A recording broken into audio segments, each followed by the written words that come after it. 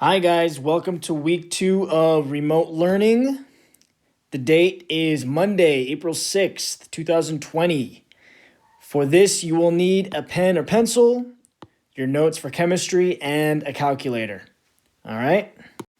Today we're going to be starting a new unit. We are starting Unit 7, which is Stoichiometry, okay? In a minute, you'll see that this is similar to baking. We're going to be dealing with a lot of ratios and relationships between reactants and products. So I think a good analogy for this, for introducing stoichiometry, is baking a cake, okay? So we got our eggs, we got our milk, okay, left out some other ingredients here, but we're going to go ahead and do that so we can start to get an idea of what stoichiometry deals with, okay? So let's say one morning you wake up and you're like, you know what? I'm going to do it. I'm going to bake a cake. So you put on your chef hat, you take out your cookbook, and you start looking for the recipe for a cake. Now, the recipe you happen to find happens to leave out many ingredients, but to you, you're like, you know what, this is simple. All right, I don't want to overdo it. Okay, what do I need here? I need 4 cups of flour, I need 2 cups of milk, and I need 3 eggs. So you're like, okay, no problem. So you go to the fridge, you open up the door, right? And then you see the milk. Okay, there's the milk. All right, where are the eggs? Ah, okay, here are the eggs. You open up the egg carton and, oh my God, there's only 1 egg. So guys, we have a problem, okay? We only have 1 egg left in the fridge, okay? So we need to figure out a way to make a cake so that we keep the same ratio of ingredients as presented in our cookbook, okay? Remember, the recipe called for 4 cups of flour, 3 eggs, 2 cups of milk, and that'll give us 1 cake. The dilemma is that we only have 1 egg. So, using our 1 egg, we need to figure out what is the appropriate amount of flour to use and what's the appropriate amount of milk to use, okay? If we use 4 cups of flour with our 1 egg, then our cake isn't going to be that fluffy, right? If we use 2 cups of milk with our 1 egg, all right, we're going to run into a similar problem, okay? So we need to figure out what's an appropriate amount of flour to use and what's an appropriate amount of milk to use with 1 egg. In addition to that, we're going to figure out how much of a cake we can make using 1 egg. So before we get into the math of this whole thing, obviously these numbers here serve as our coefficients, right? Okay, so we have 1 egg, and we want to know how much flour we need, okay? So let's go ahead and set this up then, okay? I'm going to set this up the same way we've always set up problems that deal with ratios, okay? So we're going to put 1 egg over 1, okay? Now the ratio that we're going to put here is based on the recipe we have here, okay? So let's go ahead and set this up then. Remember that whatever we want to cancel, in this case it's eggs, we want to put that unit diagonal, right? So let's go ahead and write 3 eggs. Now in the recipe we have 3 eggs, and the amount of flour that we have is 4 cups. So we're going to go ahead and write 4 cups. Okay, remember that we multiply across, right? So then what that's going to give us is 1 times 4 and 1 times 3. You all are capable of doing that. 1 times 4, that gives us 4. 1 times 3, that gives us 3.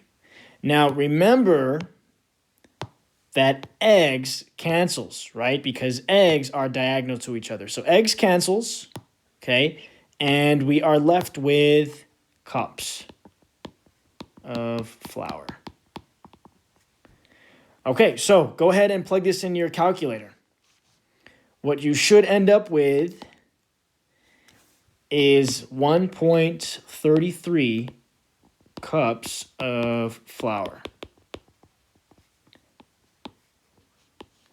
Okay, so basically what this is telling us, guys, is that because we only have one egg, the appropriate amount of flour to use would be 1.3 cups of flour. Okay, so we're still following this recipe. We've just scaled down the amount of ingredients that we're using. Okay, so the next thing we're going to find is how many cups of milk we need. Okay, so this is going to be no different from the last slide, okay? We're going to set this up the same way. So let's go ahead and do that. Remember, again, we have we have one egg left in our fridge. We're going to set this up over 1. And if you guys just want to get ahead here, that's perfectly all right. So we need to set up the ratio again so that eggs cancels. So again, we're going to put eggs down here to go ahead and cancel that. So we have 3 eggs in our recipe book, and it also calls for 2 cups milk. As always, we multiply across before we divide.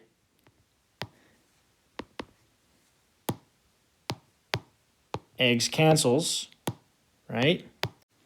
So 1 times 2 gives us 2 cups milk, and 1 times 3 gives us 3. Okay, so you plug that into your calculator. 2 divided by 3, that gives you 0.67 cups of milk. Now, obviously, no one is walking around selling 0.67 of a cup at Walmart, right? You normally buy, 1/3 of a cup, 2/3 of a cup, 3/4 of a cup, or a full cup, right? But because we normally have our numbers in decimal format instead of fraction, we're going to go ahead and accept this, 0.67 cups of milk. All right, so last thing we have next is determining how much of this cake we can make when we have 1 egg. So let's go ahead and do that.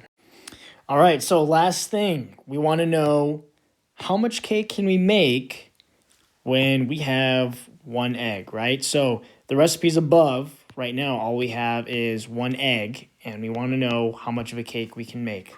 So once again, this is no different, okay? We're going to set this up the same way. We have 1 egg. We're going to pop that over 1. The way we set this up, remember, we want eggs to cancel. So we're going to go ahead and put 3 eggs in the denominator. And then on top, we're going to go ahead and put what we're trying to figure out, which is how much cake we'll have. And as you all know, we multiply across. Units that are diagonal to each other cancel, so eggs cancels. And what we are left with is 1 times 1, which is 1 cake, divided by 1 times 3, which gives us 3. We have 1/3 of a cake, or 0.33, or 33% of a cake. All right? So this is basically what stoichiometry is, guys, okay? We're going to be dealing with, of course, we're not going to be working with ingredients like this, but we're going to be working with, different compounds, different reactants, and different products. And we're basically going to be looking at a balanced chemical equation, and we're going to say, okay, so this is the so-called recipe, right? Or this is the standard to follow. I don't have this much of what the standard says, so I need to figure out how much I can make based on what I have, okay? And we'll be doing a few examples coming right up after this, so you'll see exactly what I mean. Okay, so stoichiometry. Let's get into this with a definition, okay? So basically, Stoichiometry is the relationship among the reactants and products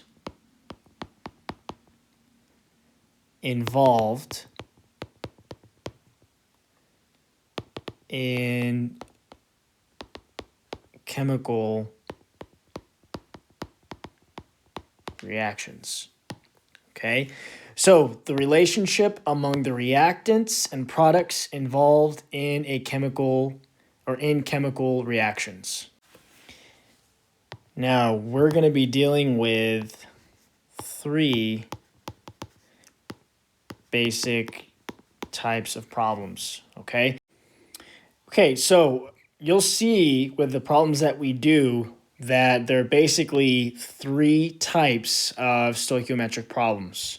Okay, the first scenario, the first type would be where you're given moles of a certain substance, we'll call it substance A, and based on the mole ratio of the equation, you have to find moles of substance B, right?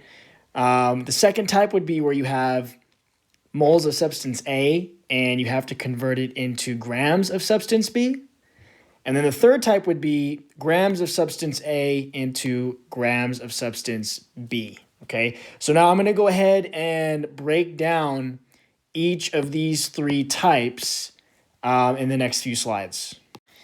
Okay, so type 1, all right? Type 1 is going from moles of substance A to moles of substance B, okay? Now, this is a one-step problem, okay? Type 1, one-step problem, all right? We are going from moles of substance A to moles of substance B. How the heck do we go from moles of substance A to the moles of substance B? Well, what we're going to do is use the coefficients from the balanced equation. Okay. So again,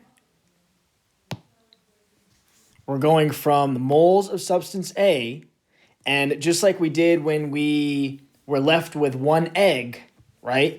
We had to use the coefficients from the recipe, right? In this case, that would be the balanced equation, okay, to figure out how much milk we needed, or how much flour we needed, or how much of a cake we were able to make, right? Now, again, we're not using ingredients like that in chemical equations or in chemical reactions, right? In this case, we might be dealing with moles of oxygen, right, reacting with hydrogen to form water. And we only have maybe 0.2 moles of oxygen. Well, we want to know how many moles of water we can make using the 0.2 moles of oxygen based on the balanced equation. Now, if I'm throwing too many words at you right now, I understand. It'll be more clear once we do an actual equation. So let's go ahead and move on to type 2 and then type 3, where we break it down, and then I'll give you guys a few problems. All right, guys, so now we're on type 2, okay, where we're going from moles of substance A, and now instead of moles of substance B, now it's grams of substance B, okay? So this section right here is what we just did, right? We started with moles of substance A. We used the coefficient from the balanced equation to go to moles of substance B. All right, so now that we want to get to grams of substance B, we can see that we have two steps here, right? So this is a two-step problem, all right? Type 2, two-step problem. Okay, so to do this, okay, we have to include one more step. Now to go from moles of substance B to grams of substance B, what do you think we need to use? Well, something we've always been using, which is the molar mass, right? So we're going to use the molar mass of substance B, and we're going to use that molar mass of substance B to convert moles of substance B to grams of substance B, okay? So we have the first step here, second step here. That's type 2 for our stoichiometry problem. Okay, we have one more type. Okay, so this is our last type right here for stoichiometric problems, okay? So in the last one, we went from moles of substance A into grams of substance B. Now we're going from grams of substance A to grams of substance B, okay? So we've added one more step, okay? So before we break down the step here at the bottom, I just want to point out that this is a 3-step problem. So by now you should notice the trend, right? Type 3, 3-step problem. Type 2, 2-step problem. Type 1, 1-step problem, okay? So we're on type 3. This is a 3-step problem. Let's go ahead and finish breaking this down. Now we're going to do the same thing that we did for type 2, but instead of doing it for substance B, we're doing it for substance A. Okay, so to go from grams of substance A into moles of substance A, we need to go ahead and use the molar mass of substance A. All right. Go ahead and, oh, well, I guess I can't move that. Okay, so there we have it, guys. These are the 3 types of problems for stoichiometry. So now we're going to go ahead and look at 3 example problems that reflects each of these different types. And then we'll go ahead and call it a day. All right, in our first example, it says a student measures out 0.5 moles of iron chloride on a scale. How many moles of calcium chloride are produced from using 0.5 moles of iron chloride? Okay, so here's our recipe, right? Here's our recipe or the balanced chemical equation. This is the standard, okay? So we're going to be using this to help us figure this out, okay? Now, the first thing we should step back from and try to figure out is what type of problem am I dealing with? Okay, is this a type 1, a type 2, or a type 3, right? So we have 0.5 moles of iron chloride, right? And we want to know how many moles of calcium chloride can we produce, right? So we're going from 0.5 moles of iron chloride, and we want to know how many moles of calcium chloride can we make. Okay, so we're going from moles of type A to moles of type B. Okay, so what kind or what type of problem are we trying to solve for here? Well, let's go ahead and reference our types again. Taking a look back, okay, to type 1, this seems to be what we have, okay? We're going from moles of substance A to moles of substance B, okay? And this is, in this case, a 1-step problem, okay? So what we need to do in this case is use the coefficients from the balanced equation to go ahead and go from moles of substance A to moles of substance B. So let's go ahead and do that. So we're going to be looking at the coefficients, okay, of the balanced chemical equation. to help us go from moles of iron chloride, which is substance A, to moles of calcium chloride, which is substance B. So I'm going to go ahead and label those for you guys just to make it a little bit easier to keep track of. This is substance A, iron chloride. Okay, and then this guy is substance B.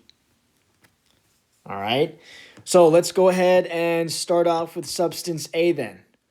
We are given 0.5 moles of iron chloride, substance A, right? So let's go ahead and write out 0.5 moles of substance A, iron chloride. Okay, we're going to put that over 1. Okay, so we have to use the balanced chemical equation to make this, to solve for this problem, okay? So for every 2 moles of, let me go ahead and write moles for you guys there. For every 2 moles of iron chloride, we have 3 moles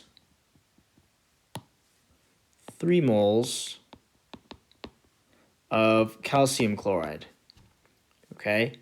Now, same thing we've always done here to solve this, right? We go ahead and multiply across, and then we divide, right? And then in addition to that, we have moles of iron chloride and moles of iron chloride that are diagonal to each other. So we're going to cancel iron chloride, leaving us just with calcium chloride, okay? And then what that gives us is 0.5 moles times 3 moles of calcium chloride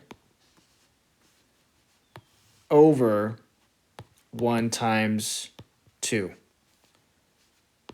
Okay, so when we plug that into a calculator, 0.5 times 3, that gives us 1.5.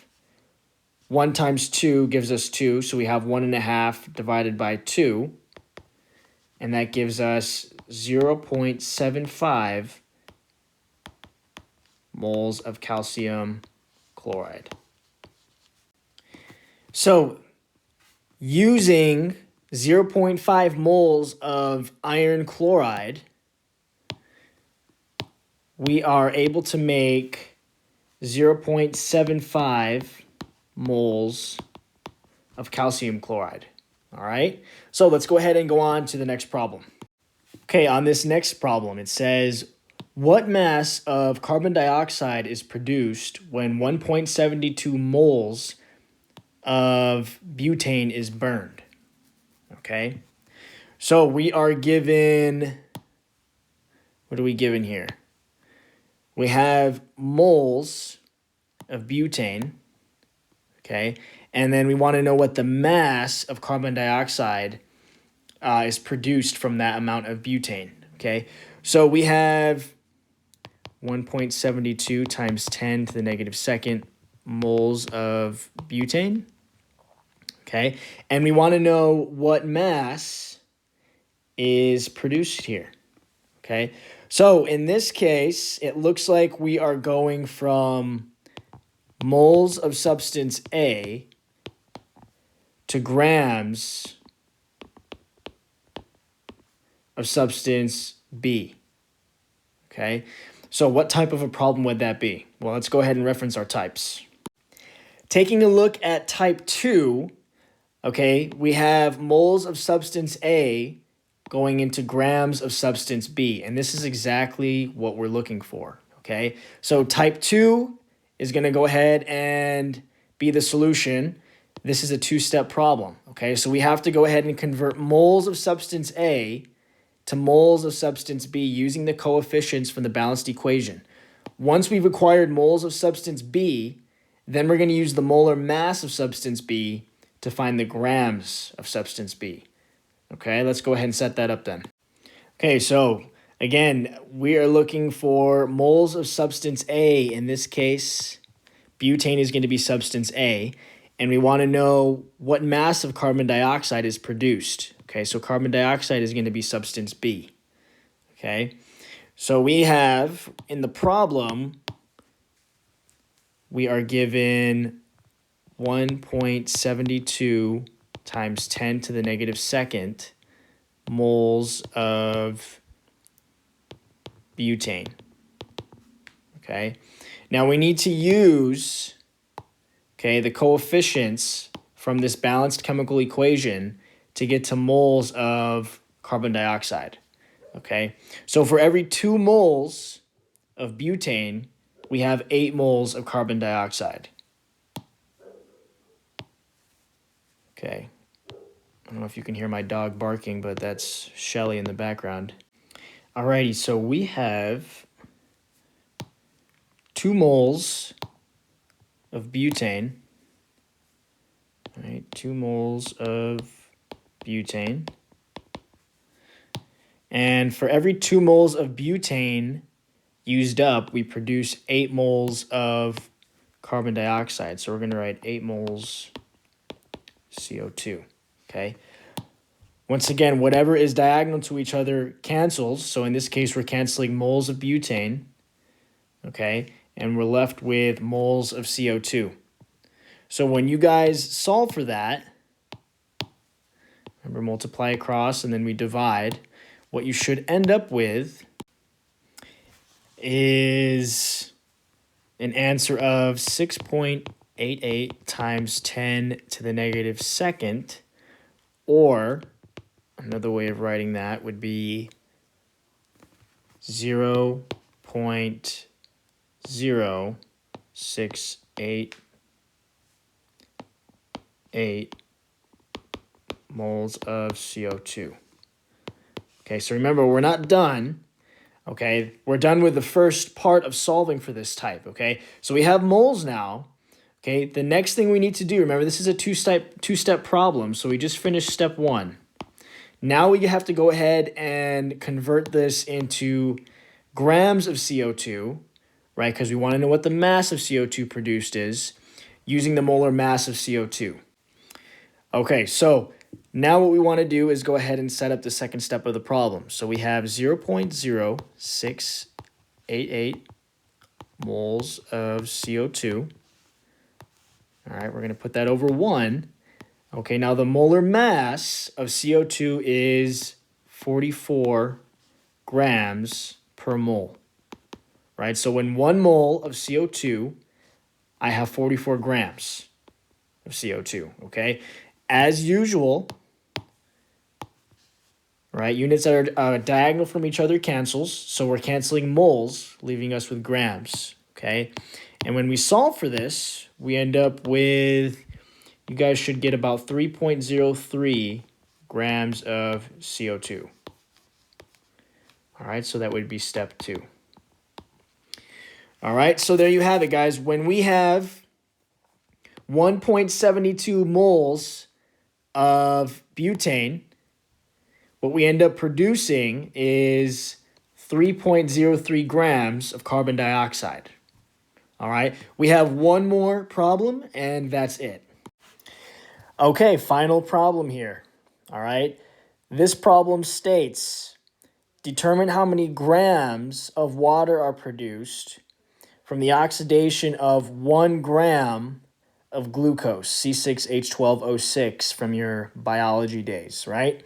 Okay, so in this particular problem, all right, we want to know how many grams are produced from 1 gram of glucose, all right? So we have 1 gram of glucose, and we want to know how many grams of water are produced. We're going from grams of substance A to grams of substance B. Now, we've gone through type 1 and type 2, so what type of problem do you think this is? That's right, you guessed it. This is a type 3, okay? We're going from grams of substance A, in this case it's glucose, to grams of substance B, in this case it's water, right? So type 3 problems in stoichiometry are 3-step problems, okay? So we're starting off with 1 gram of glucose, okay? And then we need to go ahead and figure out how many moles of glucose we have for 1 gram. For that, we're going to use the molar mass of glucose. Once we have the molar substance of substance A, glucose, we're going to use the coefficients, okay, from the balanced equation from our quote-unquote recipe to go ahead and figure out how many moles of water we have, right? Water substance B in this case. And then once we've obtained water, it's just a matter of using the molar mass to obtain the grams of water. So let's go ahead and set that up. Okay, so we have 1 gram of glucose. Okay, and we're going to go ahead and use the molar mass of glucose, which in this case it's 180 grams in 1 mole. All right, grams cancels, leaving us with moles. And what that gives us is 0.00556 mole of glucose. Okay, so there's step 1. Okay, now we're going to go ahead and do step 2. So I'll put 1 here. Here's step 2. Okay, we're going to convert moles of glucose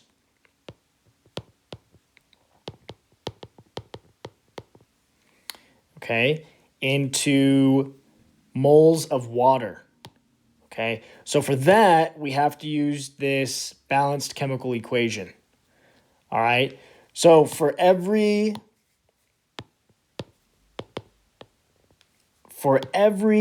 mole of glucose, we produce 6 moles of water. So we're going to go ahead and just copy that down. So we have 1 mole of glucose, and then we have 6 moles of water. All right, you guys know what to do from here. Moles of glucose cancels. We're left with moles of water, and that gives us 0.0334 moles of water. Okay, so there's step 2 now. All right, we have one final step here, and that is converting our moles of water into grams of water. All right, and to do that, obviously, we're just going to be using the molar mass. Right, so in 1 mole of water, we have a mass of 18 grams.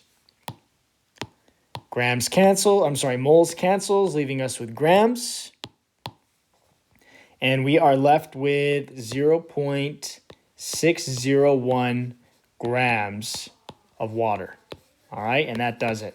So that's it, guys. Those are your 3 examples for stoichiometry, okay? So we're going to be working on this over the next 2 to 3 weeks. I'm not going to give you any problems today. What I would like you to do is go ahead and make sure that you've taken notes on this video if you haven't already, okay? You need to take notes, and then you need to upload your notes to Google Classroom once you've done that. So I'll go ahead and create an assignment for that. And by this Friday, you know what, by Thursday, since Friday is Good Friday, by this Thursday, you need to go ahead and submit your notes for this video, all right? Oh, and before I forget, I realized that that's not the right way to spell flour when we're talking about cooking, right? It's this. So I'm sure some of you cringed or laughed when I put that. That was my bad, okay? But that's it, guys. That is it.